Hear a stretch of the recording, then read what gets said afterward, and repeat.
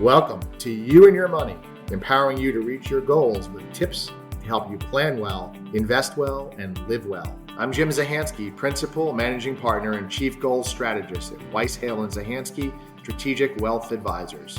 Now, on to today's topic. Today's topic, the most critical component to building wealth.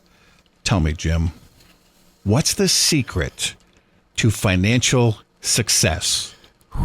Come on. It's suspenseful. It is Halloween month, right? Well, right. You set the stage really well, and let me just provide a little bit of context to the listeners. You're going to stretch it out. Okay. Really, I'm going to stretch it out. You might, at the core of building wealth, it's not necessarily just about money or investing. It's really about people and their behavior. People and their behavior. All right. How so? What do you mean?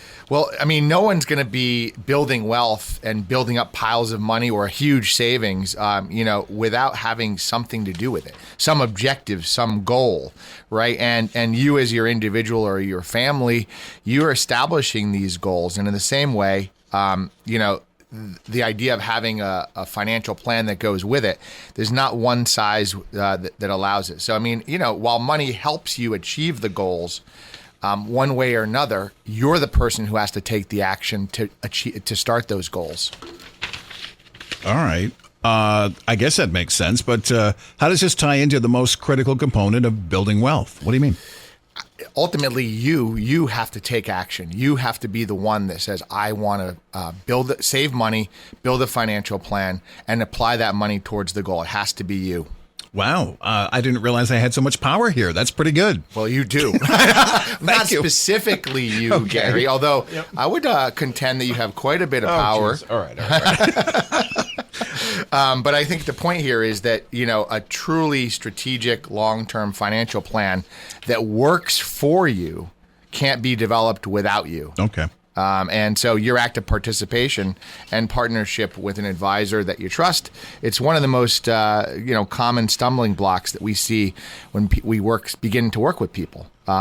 Because especially if that advisor is not tuned into the person as an individual, there could be challenges in achieving a long-term strategic financial plan, which is really building wealth. So we can't be dragging you along, kicking and screaming. You got to buy in. You got to be all in. I think that's what you're saying. Yeah, you sort of have to put it out there, be on the table, think about your goals, and communicate them. Okay. If you don't have the open communication with your advisor, then you probably don't have the mindset to build wealth. So for some people, that is indeed a hurdle. So how do you get over that hurdle? What do you do? Well, it's sort of personal, right? Yeah. It can be uncomfortable because money conversations can be uncomfortable. It's sort of like, you're opening your wallet, but you have to share with how you've spent it with someone. That can be uncomfortable. Yep. But I think what I've sort of seen is that when you're coming to the table prepared, especially with our clients and across our advisory team, one of the things that tends to happen is, we really try to focus on what you're trying to achieve. And when you can focus on that in a conversation, then you can figure out how to build wealth and deploy it towards what you're trying to achieve. All right. So that seems like a really personal process, and I can understand that. People don't often think of finances in that way, but I understand your point. So if the most critical component to building wealth is yourself, what is it that you should be prepared to bring to the table once you found an advisory team that you can trust and partner with so you can plan for the long haul? Yeah, it's a great question because so once you've sort of got that mindset there, I think you have to be willing to put it on the table and be a bit uncomfortable in conversations. And once you do that, you probably have built trust with your advisor or advisory team, and that discomfort can be put aside. So it doesn't feel like every time you're going to see your advisor that you're, it's like getting your teeth cleaned or something, But that said, it's really not. It's ideally, what you'd want is a trusting relationship that was open and honest and really focused on what you're trying to achieve for you and your family, which can be uncomfortable. However, ultimately, when it's done right, the result is something that where people achieve a goal and they can put money towards something, they feel a heck of a lot better. Okay. So you want to go, I'm going to see my financial advisor. So you want to be into it. All right. I think most of my clients feel that way. Absolutely. All All right. So what are we talking about? Documents and things like that, to get the whole picture together. Tell me. Yeah, I mean, certainly the idea would be there are some tactical things you have to do, like tax statements, your W-2s, all of those things. But really, think about your mindset. Mm-hmm. That you have. What are you and your family trying to achieve? What sort of legacy do you want to build? Some people are probably just saying, well, I got to pay my bills. That might be true, but one of the things that we would really challenge you on there is, could you save a little bit beyond your bills? Because ultimately, at some point, you're not going to work in the way you are now, and you need to replace that income. And those are the discussions where the magic happens when you're building a financial plan, is to be challenged to the current way you're managing your finances to ensure that you're funding a goal when you need to replace income or want to do something when you're not working.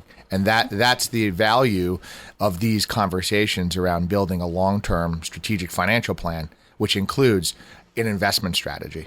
So drill down some of the key things that we need to look at, so we'll have all the information so we can come up with a plan. Yeah, bank statements, if you have 401k statements or any other investments, obviously retirement accounts as an example, any of your insurance information, including life insurance, tax returns, what are your debts, what sort of assets do you have? And then, once you have those, those are the items that our team can piece together, or any advisor that's doing financial planning at a certified financial planning level, can put together and apply those to help you think about a plan to achieve your goals later on. All right. So that all results in the financial plan itself? It does. Ultimately, in some financial plan that we're building as our team is really a goals-based approach. And so we're applying the tools that you're giving us, the information, how much money you make, how much you have, what are your debts, what investments do you have. And we're ultimately going to build you, a plan that includes future income and how to deploy resources against the goals you want. And goals sort of seem nebulous. They could be anything from like, hey, I want to retire someday and replace income, to hey, I want a second home, or I want this dream car. Somebody like I had a client say, I've always wanted a Corvette, like a brand new Corvette. And so you put that in the plan and you say, how are we going to fund that Corvette? Okay. Those are examples of some real goals that people have coming in the door. All right. Pretty good insight here today for our listeners, as always, Jim. And it's clear how important the individual is to your own financial planning process, not to mention an ongoing collaboration with an advisor who takes a strategic and personalized approach. And we thank you for breaking that down for us today. Yeah, good to be here. Hopefully we give some people a roadmap to think about their financial plan. All right. A lot to think about, and always good stuff here. That's it for today.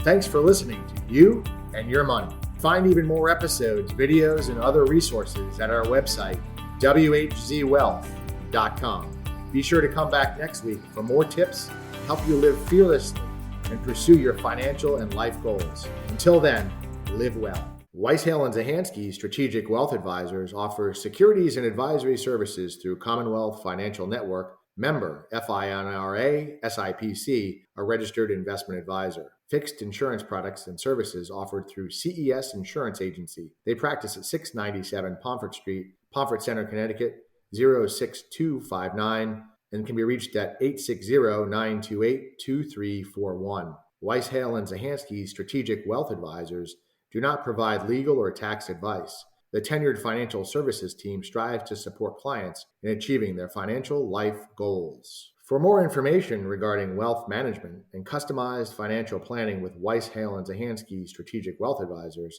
please visit www.whzwealth.com.